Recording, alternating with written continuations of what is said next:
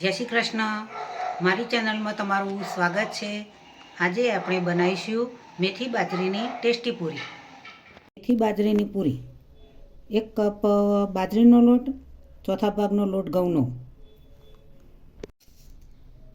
જીરું,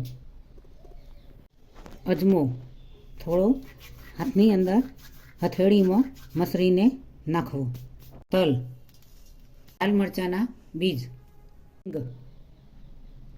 મીઠું સ્વાદ અનુસાર, લાલ મરચું, ધાણા જીરું પાવડર, હળદર, તેલ 1 ચમચી, બટાકાની છીણ, લીલા ધાણા અને મેથી,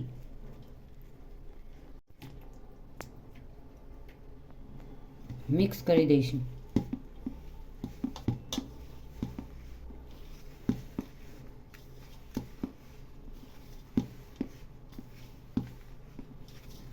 જરૂરિયાત પ્રમાણે પાણી લેવાનું છે. વધારે પાણી વેડવાનું નથી. લોટ મીડિયમ રાખવાનો છે, નહીં ઢીલો કે નહીં કાઠો.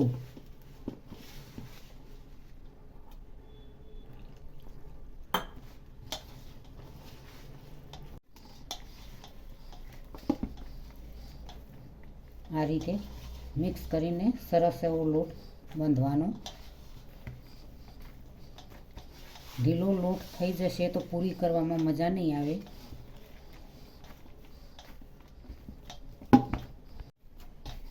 લોટ તૈયાર થઈ ગયો છે. હવે તેના નાના નાના લુયા બનાવીશું.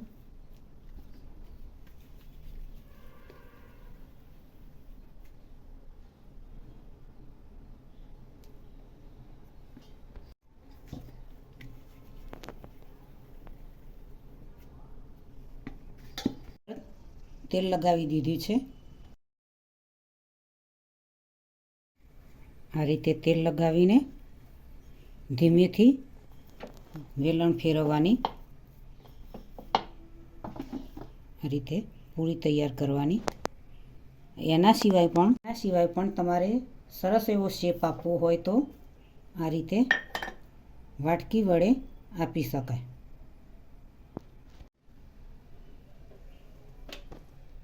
રીતે મોટી પણ બનાવીને ઘઉંની પૂરી બનાવો એ રીતે બનાવવાનું.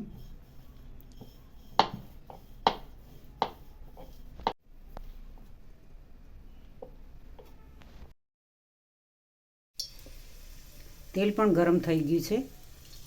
પૂરી એડ કરીશું.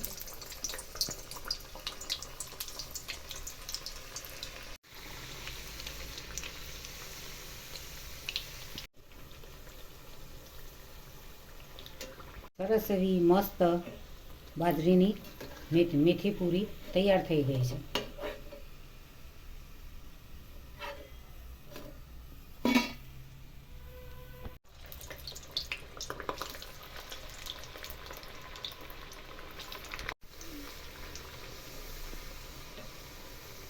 ટેસ્ટી પૂરી સરસ એવી ઠંડીની ઋતુમાં ખાવાની ખૂબ મજા આવે.